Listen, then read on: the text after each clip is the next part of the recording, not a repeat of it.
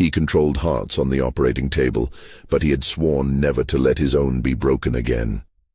He was precise enough to read a pulse without looking. He wore steadiness like armor, immaculate scrubs, a face that rarely moved, hands that knew the exact weight of life. People called him a surgeon of ice and steel. Dr. Maurício Albuquerque, 40-ish, a cardiothoracic lead whose reputation was as clean as the operating lamps that crowned him. He saved patients.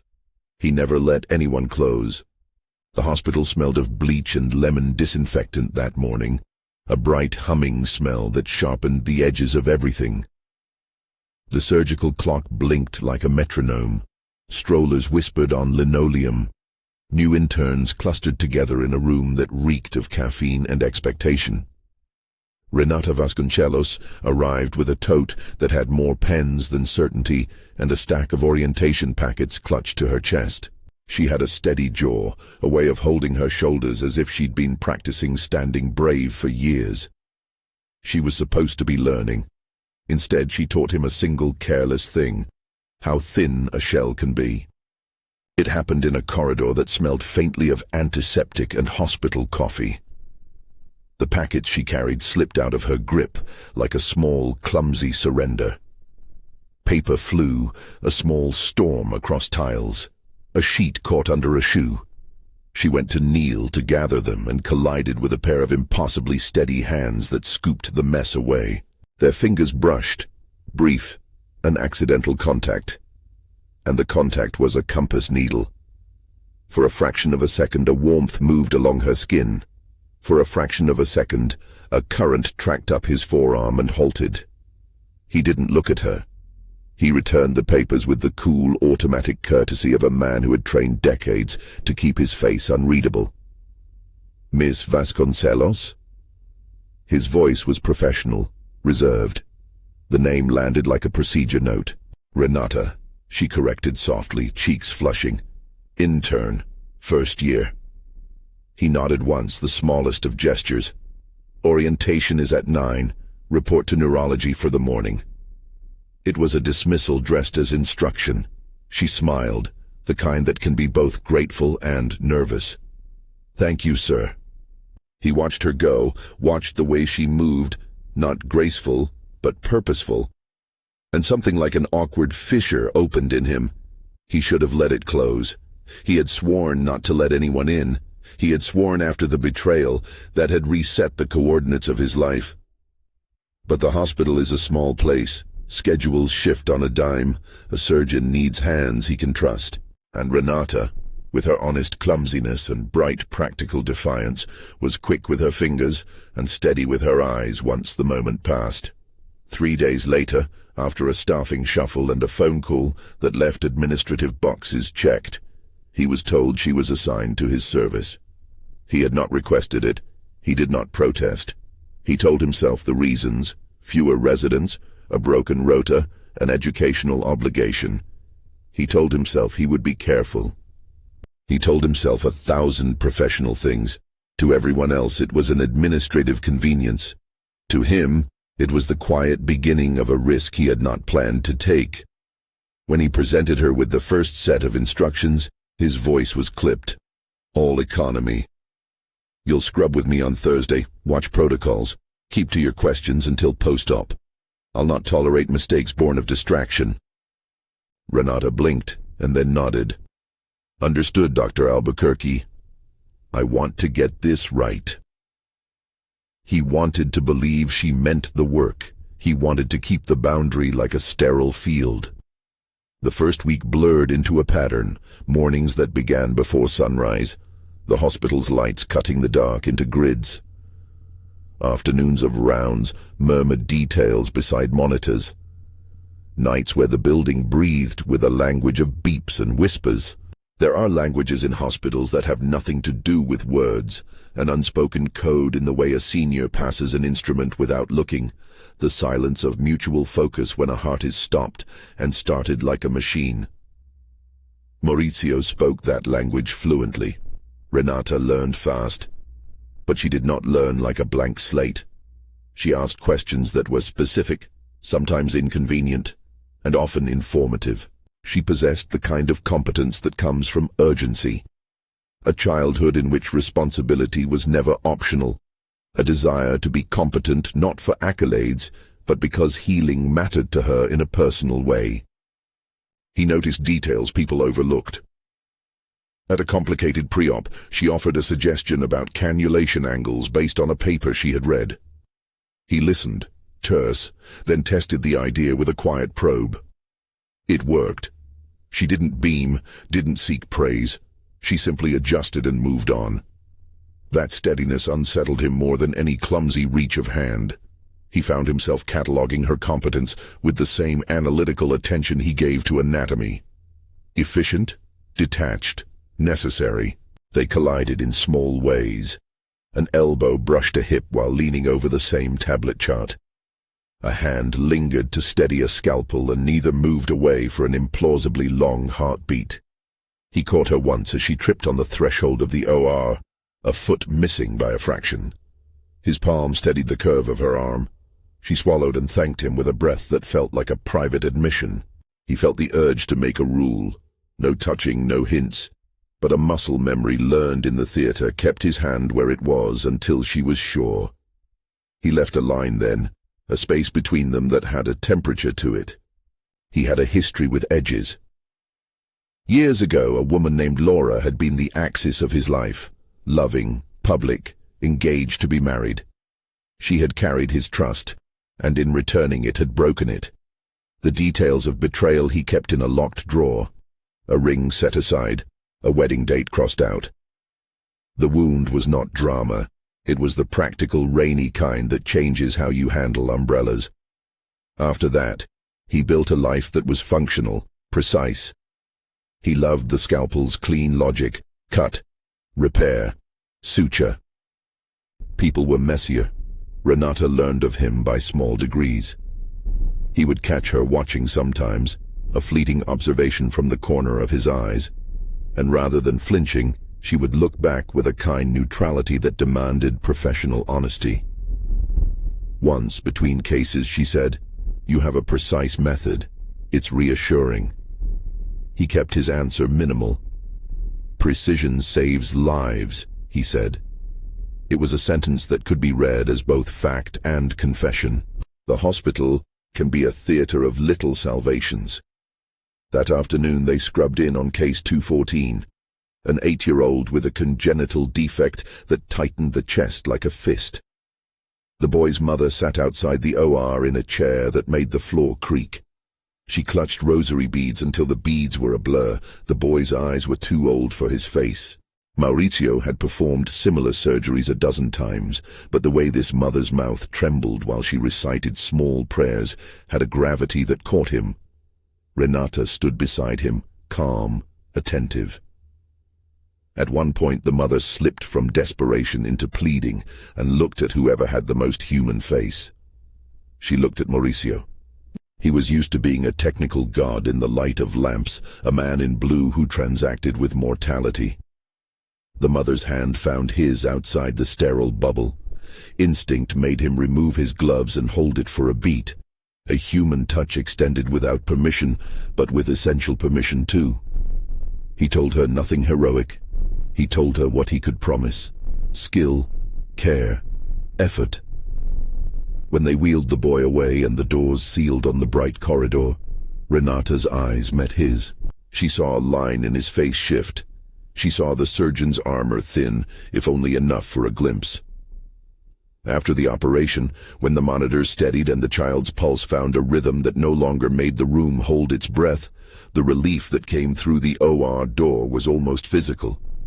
The mother wept, soft, exhausted sound, and Renata stepped out into the hall where the smell of antiseptic was thinner and offered the mother a tissue without fanfare. Maurício stayed beside his patient until the family was given a guarded, factual update. Later, in the quiet of the staff room, Renata sat with a paper cup of coffee and said, "You were steadier than anyone. I think they needed that." He said nothing for a moment then. "Stability is part of the work." "And part of the healing," she replied. There was no flirtation in the exchange. It was a recognition of common purpose. Still, the small things accumulated. He found himself noticing the scent of her shampoo, a practical lemon orange that softened the hospital sharpness. He noticed the exact way her hands closed around a syringe, or the impatience in the way she read a chart. She was not pretty in the kind of way background characters are.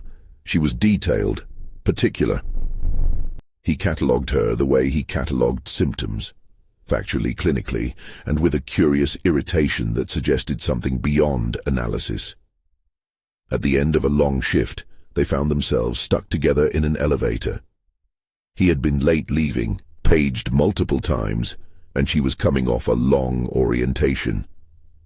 The lift fell silent, the hum of the building muffled, pressed tight against the metal shell. Close enough to count freckles, they shared a space small enough to make the world focus. Lights reflected on his glasses. The heat in such sealed spaces had its own intimacy. There was a pause that could have been measured in any of a dozen ways. She cleared her throat and said, "Thank you. For the other day. When you—" She stopped, searching for the word that would be appropriate between teacher and trainee. "When I steadied you," he offered. He tried to make the tone neutral. He failed by the smallest fraction. "Yeah, for not making it weird." He found that he believed the phrase could mean many things. He said, "professional courtesy." The words were meant to be firm. Instead, they landed as brittle and precise. She smiled then, and it softened him in ways 1,000 surgeries had not. "My mother used to say that people are like coffee pots. You can't make a good cup if you scare the grounds. I don't know why I told you that." "Clinically irrelevant," he said, which was not a denial. The elevator dipped and shuddered slightly as it slowed. There was a beat of quiet. No monitors, no pages, only the thud of their shoes and the hum of the elevator mechanics. He shifted to hand her an orientation page he had been carrying. His fingers brushed hers on the paper. For the second time, the contact had a small electricity. "Do you ever—" She started, and then stopped. There were things neither was trained to speak. He finished for her, perhaps without meaning to. "Lose something that mattered." Her eyes widened, not with gossip, but with a real, astonished comprehension. "You don't have to answer that." He did not. He had long ago practiced his silence. The elevator opened, and the hospital swallowed them back into its corridors, where business reclaimed them with its own urgency. Outside, Nurse Helena watched the pair, a perceptive woman with the kind of authority that comes from holding 1,000 unspelled confidences. "Be careful," she told Maurício later, with a frankness that was almost maternal. "People talk. You know how this looks." He heard the warning, but also the subtext. She'd seen him lose before.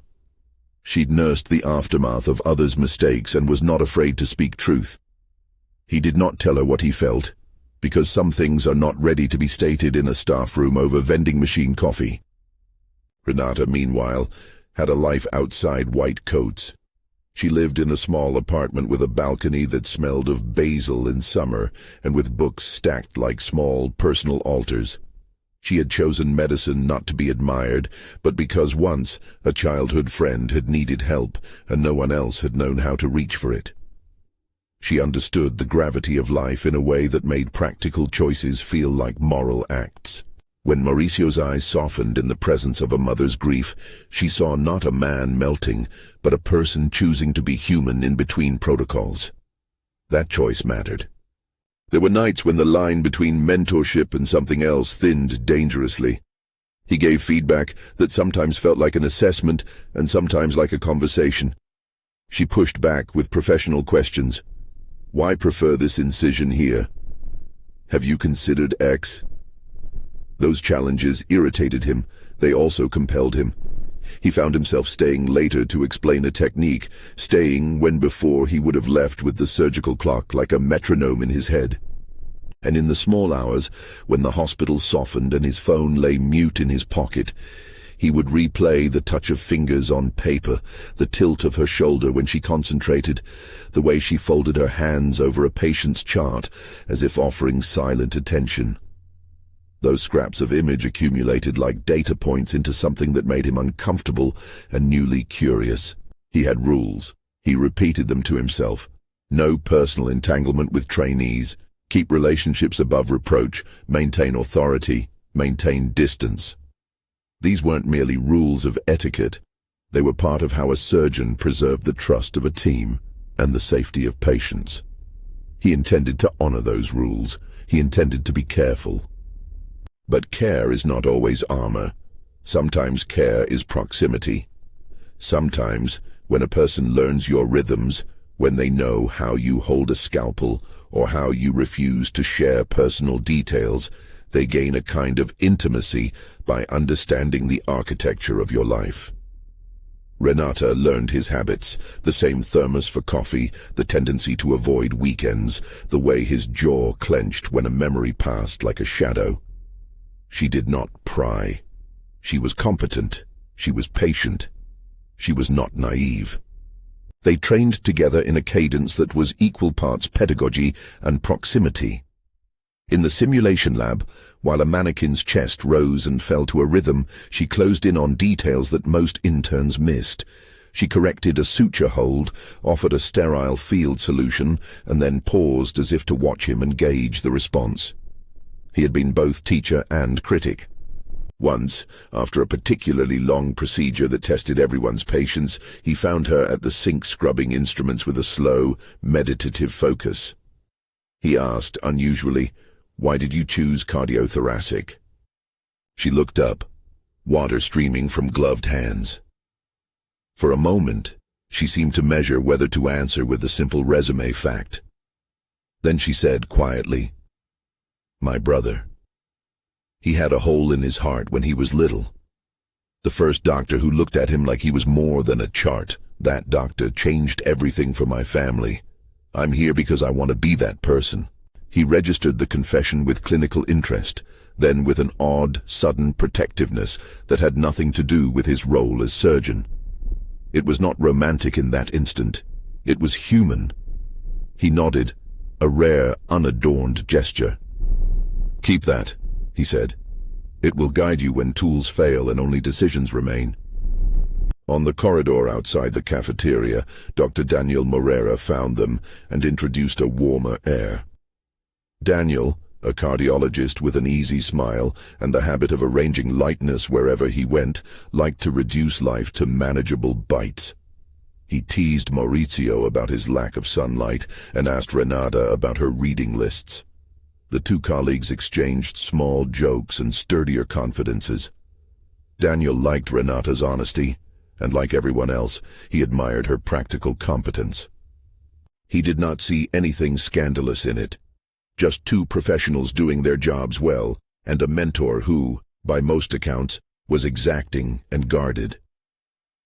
Gradually, the hospital's days grew threaded with their interactions. There were moments when Maurício felt like an observer of his own life. That dislocated sensation one has when something familiar becomes tinged with a new color. He began to catalogue risk in a way he had not since residency.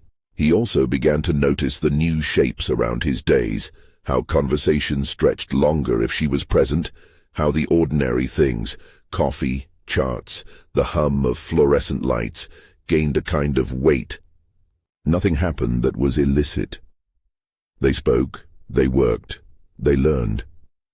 Yet, as someone once told him, the difference between intent and perception can become a problem as easily as a suture line can split when under stress. He knew the calculus. He had seen careers undone by distractions. He had seen lives complicated by choices taken in the hospital's fluorescent glare. And so he kept distance. Practical, polite distance, although the distance, paradoxically, sometimes made proximity feel more potent. One evening, after a particularly long day when a pediatric case had required a delicate balance of technique and judgment, Renata found herself on the hospital's small exterior terrace. It was a rare slice of sky and basil pots and a city humming in the distance. Maurício emerged from the door as if pulled by the same need for air. He leaned on the railing, shoulders hunched against a wind that smelled of late summer rain. They stood without speaking for a long minute. Then she said, "Do you ever regret trusting people?" His answer came measured. "Regret is a luxury I can rarely afford. Experience is not regret, it's recalibration." "You were engaged," she said softly, the words simple and precise, as if she merely wanted to place facts between them. "I read a hospital profile. Your engagement had the headlines." He swallowed. The headline was a small public wound. He could have said, "Don't read about me." Instead, he said, "That's part of my past." She considered that. "Do you think you'll—" She tried again. "Do you think you'll ever open yourself up again?" He looked at her as if measuring the sharpness of a blade. "Opening oneself is not a procedure with predictable outcomes," he said. "It involves people whose choices I cannot control." She nodded. "I understand." Whatever her mother's metaphor had about coffee pots, there was a simpler one now. People carry their own temperatures. When two temperatures meet in a small, climate-controlled hospital sling, thermodynamics can happen. His thermometer had been set to cold for a long time. Hers was warm enough to make the difference noticeable. He remained cautious. He spoke at meetings of boundaries and ethics with a tone of authority and conviction. He documented mentoring sessions. He wrote in his notes the things he needed to: feedback, instructions, observations. Professionalism was not merely habit, it was a defense. Sometimes his defense made him feel lonely. Other times it felt like fate. Slow-burning things gather heat, not with fireworks, but with 1,000 small accretions. A glance, a hand that steadies, a story told in passing. At night, in the quiet hum of his apartment, Maurício found the images of Renata returning to his mind like an echo. He rebuked himself for such distractions. He reminded himself that his life was constructed of commitments that had nothing to do with warmth, patience, schedules, standards. Yet he discovered that the thought of her reading a chart in the staple light of the staff room had a particular, unnameable pull. At the end of the third week, after a long case where technical skill and judgment saved an infant's fragile lumen, they left the OR together. The corridor was quieter, footsteps softened by fatigue. He put down a surgical tray and paused. She moved to collect towels and nearly dropped a small tube. Without thinking, he reached to stop it. His hand closed around hers with the reflexive authority of a mentor. Her eyes lifted. In them he saw a question that was not about medicine. "Are you okay?" she asked. He wanted to deflect with a precise, clinical answer. He failed. "I am." He said it not like reassurance, but like a promise that felt uncertain. She smiled, close, the kind of smile that held something like faith. "Good, because the world needs you. The operating room needs you." He looked at her. Then, and for a tremulous instant, the patient, the mother, the monitors, all of it, faded at the edges.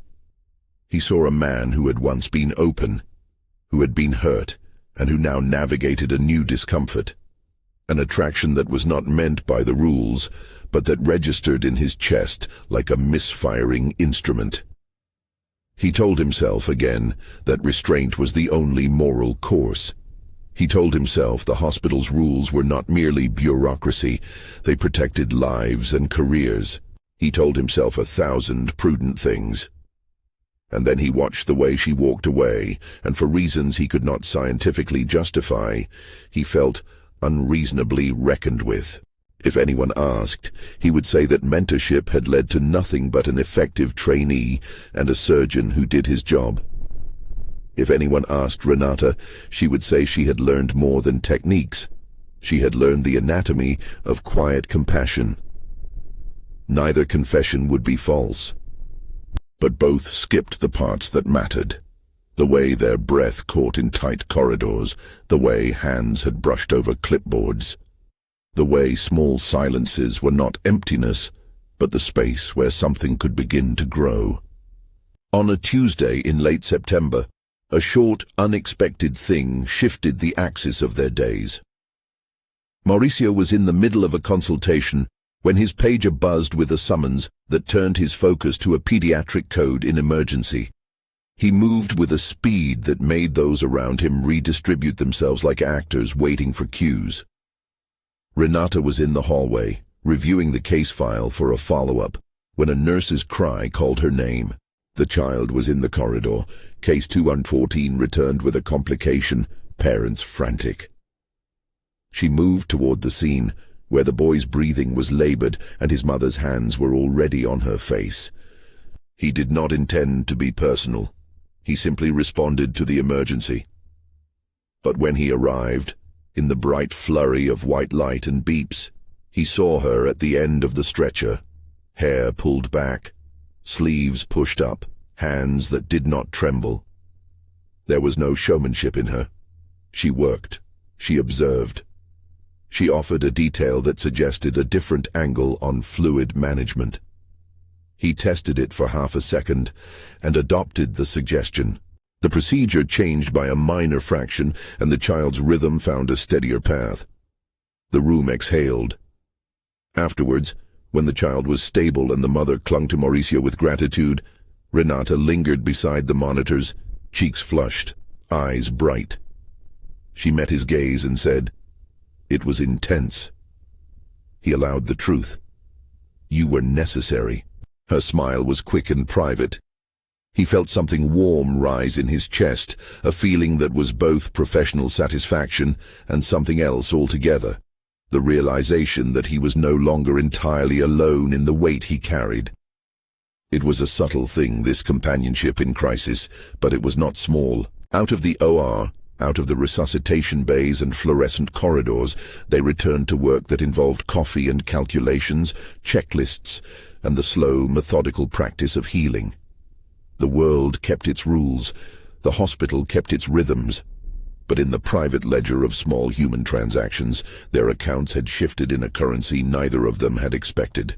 At the end of that week, as a nurse closed up a chart, someone dropped a name in passing over the nurse's station, a rumor of a consultant returning to the hospital. Maurício heard the syllables as if from behind glass, a name that folded his past into the present. He did not acknowledge the mention. He did not need to.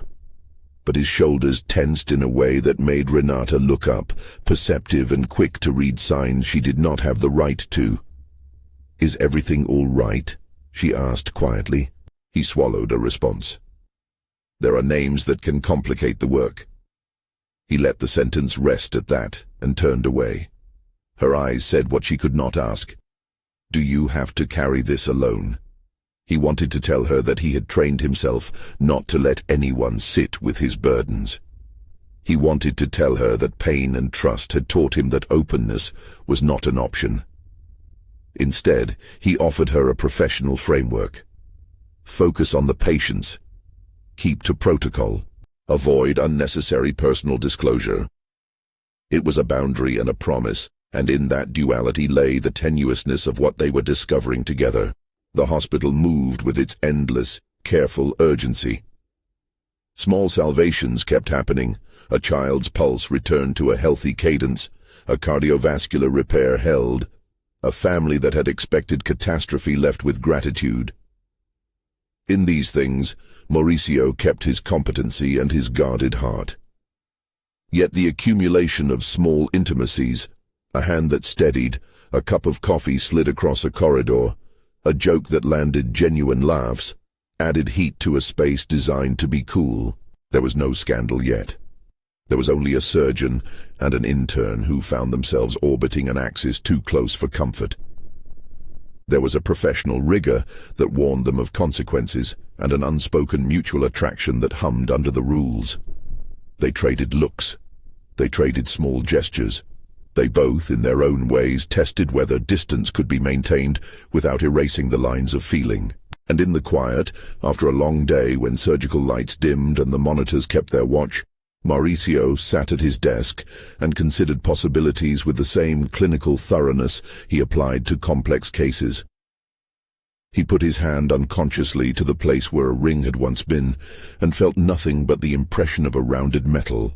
He catalogued options like case notes, each with its risks: maintain distance, make a formal mentorship boundary, request a reassignment, confront feelings, deny them. None of them promised comfort. Some risked harm. Outside the hospital, the city's lights blurred into a smear of gold. Inside, the constant low hum of fluorescent bulbs and late-night footsteps kept time. He had always known that the work required sacrifice. He had never expected that his sacrifice might be the thing he wanted to surrender. When their shifts finally ended and they walked toward the parking structure together, the night softened their edges. He felt the weight of saying something that would either guard them or surrender him. She looked at him with a steady curiosity that demanded a humane answer rather than a clinical one. "Do you ever wonder," she said, "if we can keep doing this without things getting messy?" He was honest, because honesty had become a kind of moral imperative with her. "I wonder," he admitted. "I also know that hospital rules are not suggestions." She nodded, the understanding in her eyes both adult and fierce. "I don't want to be a problem for you." He surprised himself by replying, "I don't want to be the kind of man who lets fear ruin what might be good." They stood in the parking lot under sodium lamps and said nothing for a long moment. The air had a metallic chill. Inside that silence, there was a new calculus. Shared moments had consequences. The path forward would require decisions that were not merely personal, but institutional. The awareness of that truth made both of them deliberate. Before he left, he reached out and took the glove box where she kept a small, worn photograph of a young patient she had once helped, her brother as a child, with an earnest smile. He held the photograph like a small, fragile thing and returned it to her with a seriousness that felt like reverence. "Keep that," he said. "It's good to remember why we do this." She smiled, small and almost shy, and folded the photo into her bag. They said goodnight. The lot emptied. He drove home to an apartment that sounded even quieter than usual. He was a man in control on the table. He was also someone learning the messy arithmetic of proximity. The days that followed were ordinary and extraordinary at once. Procedures, bedside manners, practical teaching, a touch here and a look there. No one line would mark their descent or ascent. It was rather a gradual coalescence of moments that would inevitably force harder choices. But that lay down the road. For now, the hospital breathed around them with its antiseptic, its lamps, its faithful clocks. Love had not yet declared itself in obvious terms. It had only begun, quietly, at the edge. Like a sound you notice only after your mind has learned to listen. If you're drawn to slow-burn stories where restraint meets temptation, stay with this one. They stood in the parking lot until the sodium lamps had turned their skin a pallid amber, and the spaces around them thinned to a map of headlights and shadow. When Maurício finally left, he did not feel lighter. He felt like a seam that had been cut but not yet closed. The days that followed were ordinary and ruthless. Cases, consultations, the quiet rituals of medicine. But something had altered the geometry of his life. Renata moved through the routines with the same competent steadiness, as if nothing had changed. And in a way, she was right. The work did not wait for feelings. Patients still needed hands that could do what the mind demanded. Still, the gaze that sometimes held longer between them had become an unspoken thread. Rumor in a hospital is a contagion with incubation. It begins in the nurse's station, moves through coffee rooms, rides elevators, and arrives at the director's office with added details. When Laura Mendez returned, she did so with the exact polished step of someone who had practiced entrance. She had not come back as the woman in the old photographs. Time had sharpened her presence and widened her influence. The hospital had recently restructured its administrative team, and Laura, who had taken a managerial route after the breakup, arrived in a role that interfaced with clinical governance. Her responsibilities included oversight of mentorship programs and professional conduct, an ironic fit for someone who still carried old hurts. Laura's motives were not single-voiced. She arrived with a mixture of bruised history and professional obsession. The relationship that had once been private between her and Maurício had become, in her telling, a story of betrayal. In her new capacity, she had every reason to take rules seriously.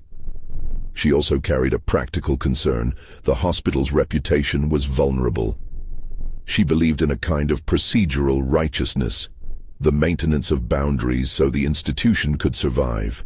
That belief, which could verge on righteousness, made her a complicated antagonist. At home, she nursed a private bitterness. In the hospital, she folded that bitterness into memos and scheduled audits. She watched the pair at first through the lens of distance. Interns meet mentors, she told herself.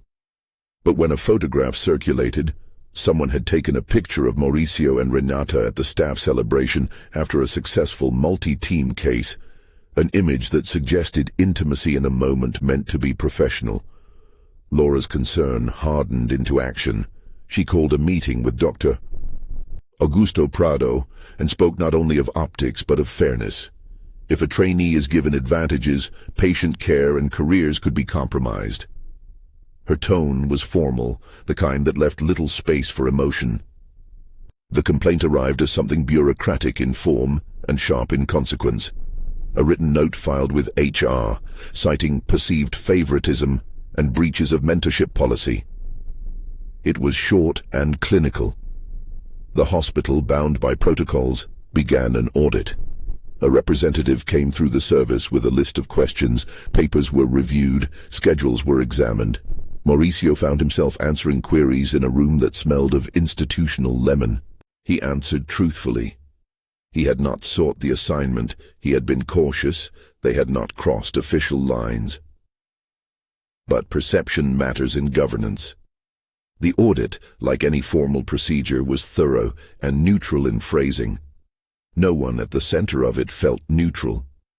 Renata's agency was immediate and evident. When the notice of inquiry arrived, she did not recoil. She met with HR and insisted on transparency. If she was to be reassigned, let it be because of her own choice or a clear procedural need, not gossip. She requested that her training plan be published and that evaluations be recorded. She asked for peers to be spoken to, for objective metrics to be used. Her insistence had the pragmatic edge of someone who refused to be treated as a passive object of complaint. She would not allow her career to be defined by rumor. The hospital's mechanisms moved as they always did. Interviews, recorded statements, a temporary administrative hold on certain discretionary duties. Maurício was counseled to step back from mentoring responsibilities until the audit concluded. He could keep surgical duties, but fewer junior staff would be under his direct supervision. The wording was careful, protective of the institution and the trainees, not punitive yet. For Maurício, the hold felt like a slow, grinding loss, an erosion not merely of tasks, but of control.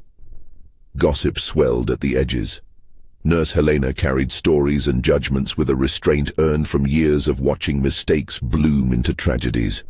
She warned, practical and blunt. The hospital has rules. The rule book will win if you let it.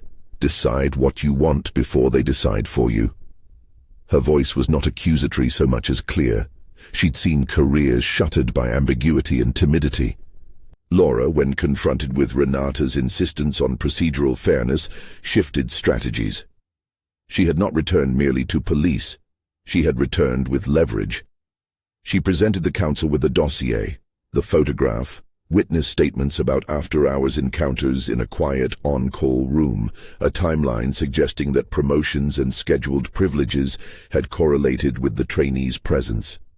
She framed it as a matter of institutional integrity. In public, she kept her language crisp.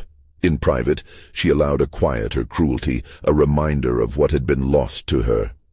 For Maurício, the escalation was a crucible.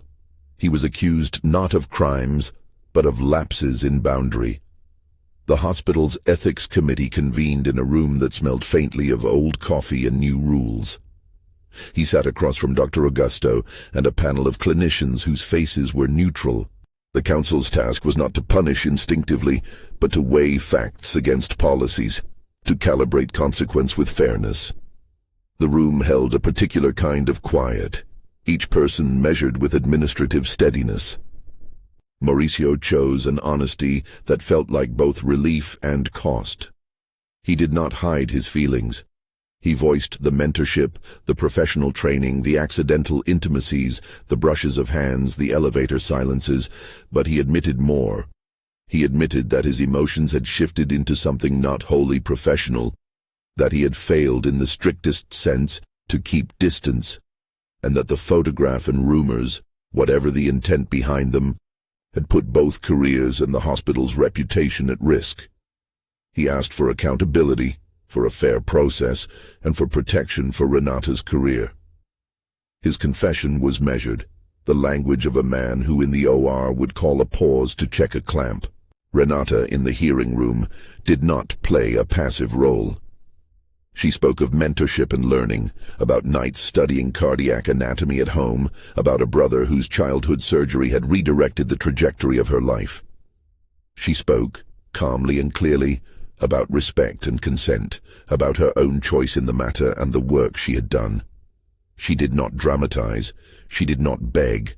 She presented notes, evaluations from other surgeons in neutral terms, peers who testified to her competence. When asked if any coercion had occurred, she answered with clarity, no.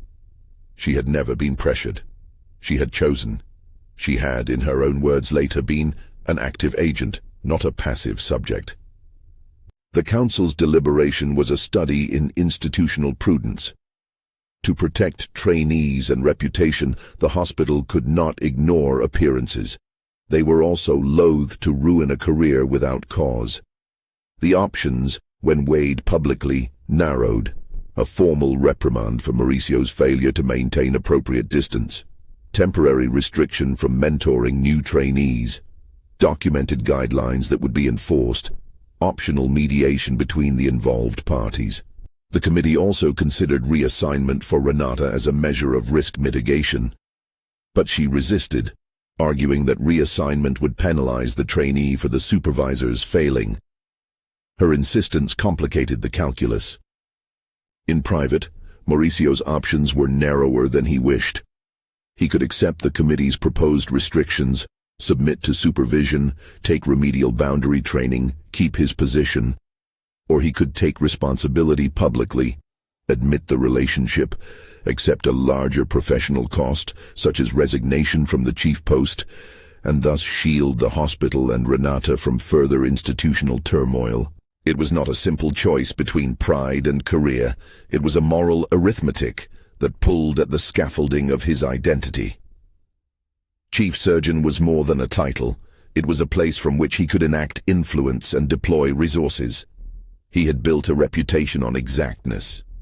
To relinquish that would be to risk losing status, autonomy, the ability to shape systems. Renata watched him make his choice.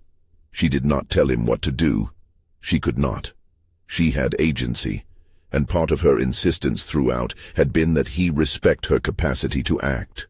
If he stepped down to protect her career, that would be his sacrifice to make, not an imposition. When Maurício stood before the hospital council, the lights in the room felt slightly clinical, as if the same lamps under which he operated now illuminated moral verdicts. He spoke with the same economy he used in the OR. He admitted that there had been personal involvement. He apologized for failing to maintain the clarity his role demanded. He requested to forfeit his title as service chief and accept a suspension from mentorship roles. He asked for a process that would not cost Renata her place. He would not, he said, hide behind procedural niceties.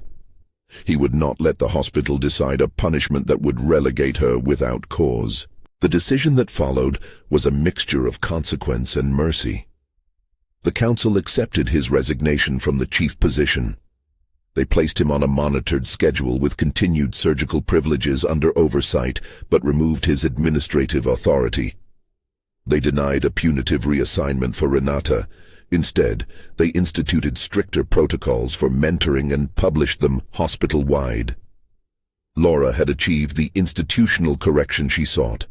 Maurício had paid a professional price. The hospital signaled firmness without ruin, but the publicness of the decision reverberated. The fallout was immediate in small ways and heavy in others. Colleagues who had admired his clinical skill were sympathetic but wary. Patients' families who had once admired his steadiness sent cards, and a few voices questioned judgment. Some allies, like Dr. Daniel, stayed close with the practical warmth of friendship. "You did what you thought was right," Daniel said.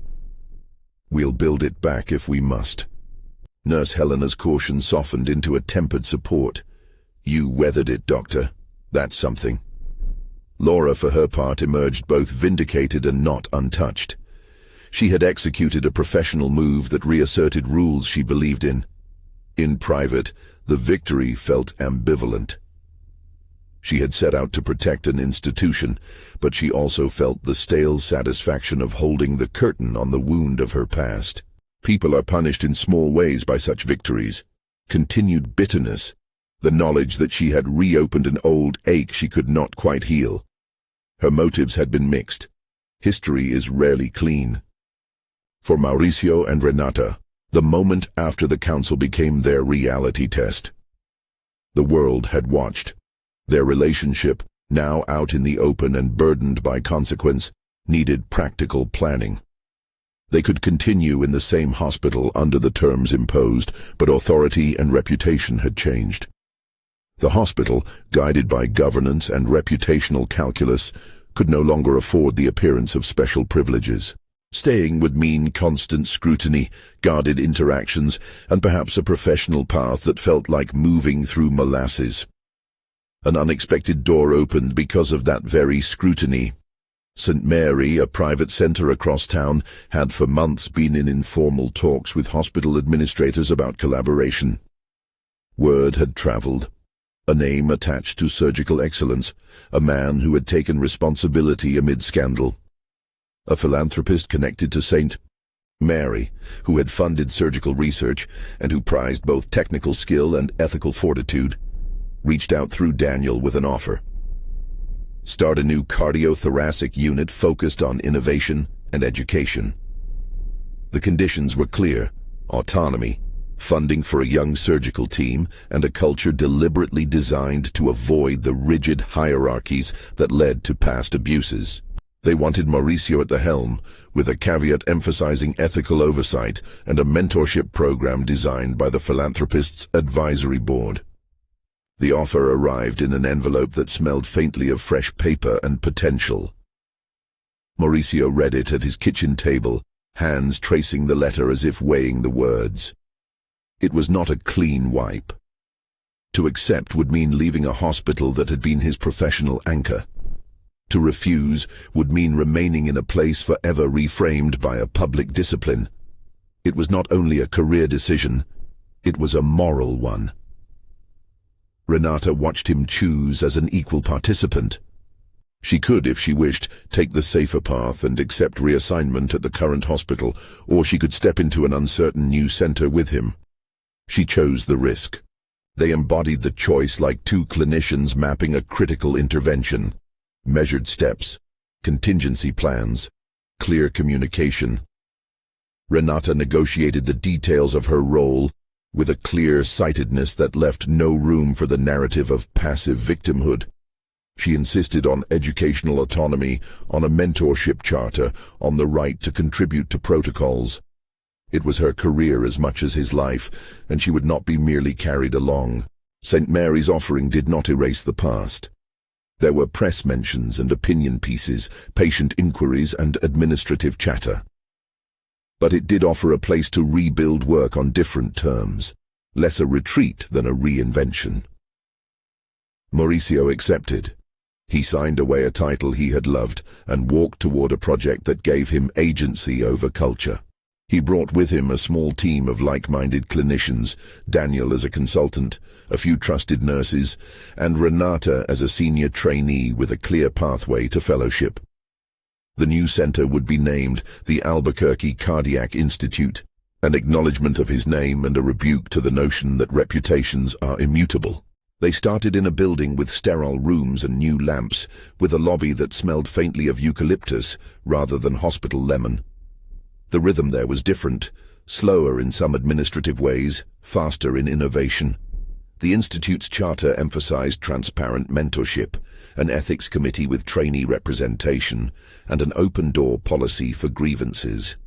For Maurício, it was a chance to shape the environment he had once navigated as an employee. He now had to shape as a leader with fewer illusions. The relationship between him and Renata settled into a new professionalism that was both intimate and structured. They lived together in a modest apartment near the new hospital, a compact space arranged around a small kitchen and a balcony that caught north light afternoons. Domestic life for them was a world away from court hearings and hospital corridors.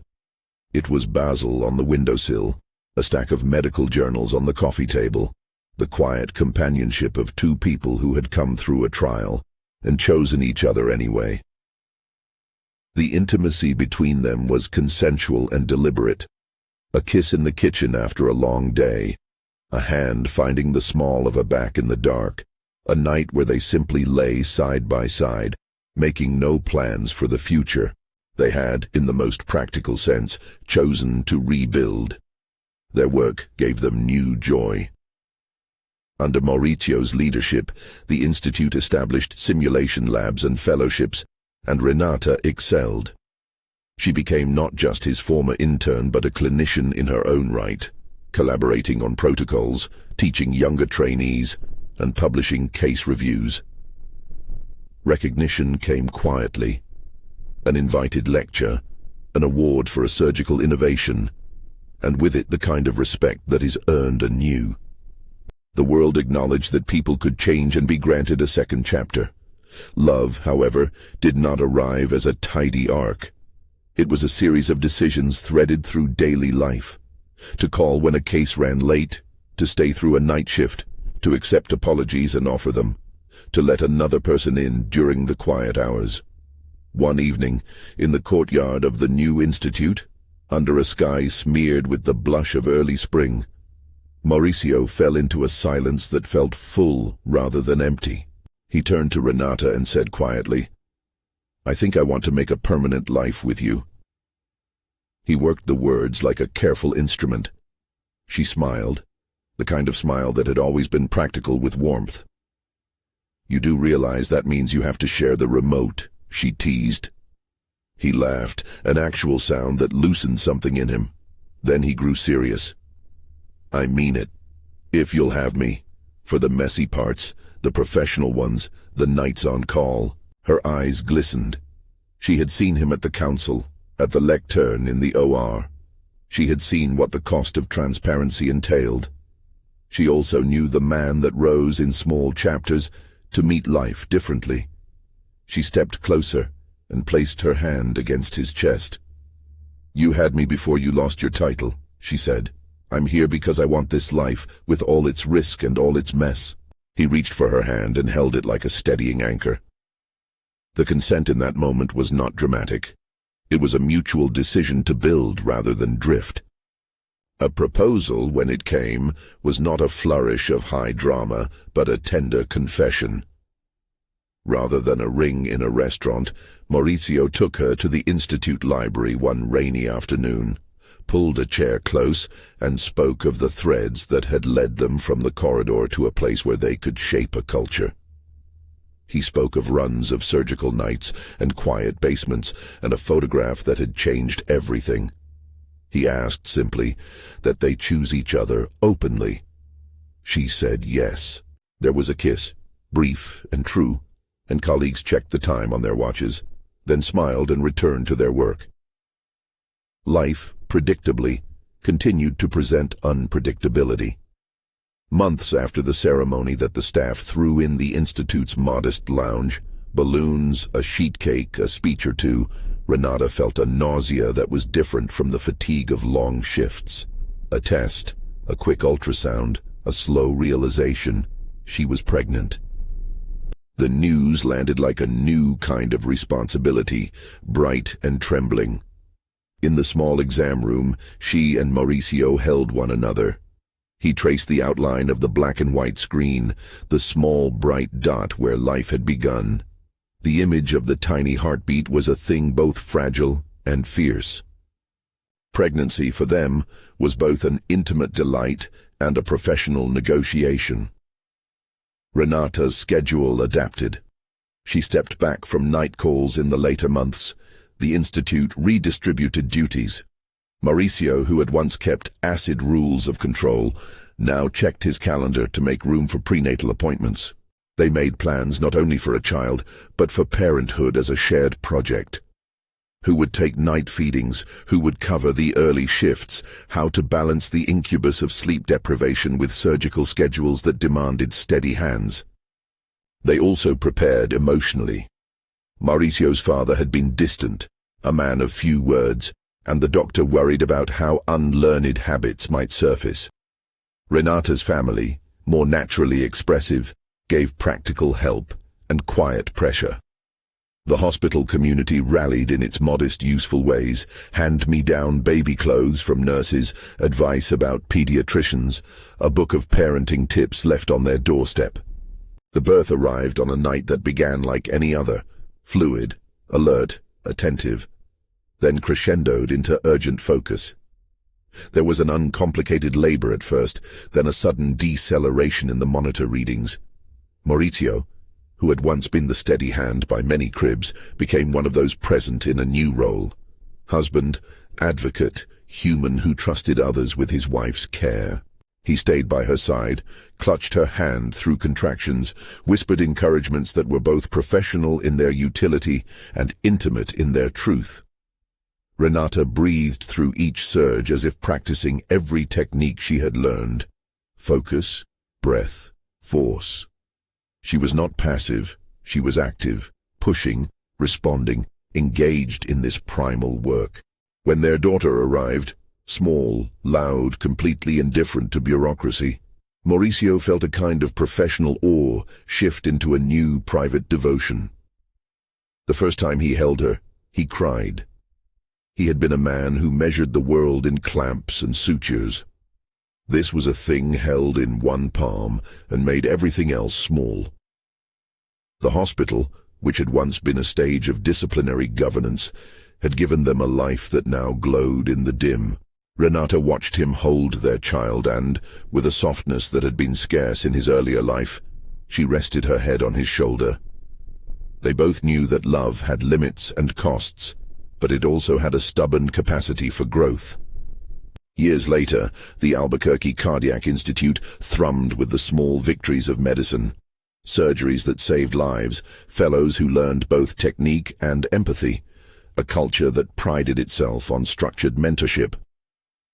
Maurício lectured less from a place of absolute authority and more from a place of practiced humility. He told trainees about anatomy and about accountability. He told them sometimes about a photograph that had forced him to choose transparency over hiding. The lesson was not moralizing, it was practical. Words mean things, actions have consequences, and the work you build matters more than the titles you hold. Laura, too, moved forward. She remained at the original hospital and continued in administrative roles that shaped policy. Over time, she and Maurício reached a professional détente. It was never warm friendship, but there was an acknowledgement, muted, practical, that institutions require rules, and that rules sometimes must be enforced by those who have known hurt. She watched the Institute's work and privately admired certain innovations. She did not change her past grievances, but she recognized that the world did not stay small because she had been wounded. People, she saw, acted and rebuilt. The final image of their arc was not a tidy moral, but a scene of domestic and professional integration. At the Institute's 5th anniversary, a small gala gathered staff, philanthropists and families. Maurício stood before a modest crowd to speak about the work they had done. He spoke of surgical trials and of the fellows who had stayed awake for practice. He spoke, briefly, about the ethical scaffolding they had built. Then, in a moment that made his voice close and the room lean in, he said, "The greatest lesson I learned is that precision of the scalpel means nothing if you cannot be precise with what you value in the rest of your life."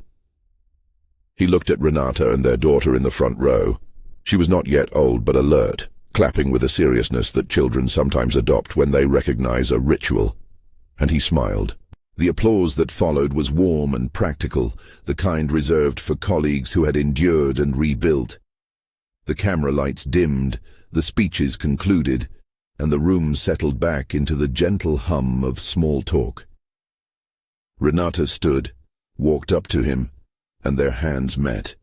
No photograph needed to validate them now. The hospital's corridors still smelled of antiseptic and lemon, but their home smelled of warm cinnamon and baby shampoo, of the small clutter of life gathered around a workbench of intention. Choosing love had not been easy. It had required relinquishing a title, rebuilding a professional life, and accepting the unpredictable rewards that come with tenderness. There were nights of doubt, moments when the public eyes felt too heavy, and small private losses that never fully healed. But there was also a daughter who laughed, colleagues who learned to mentor with humility, and an institute whose culture embodied the lesson that accountability and care can coexist.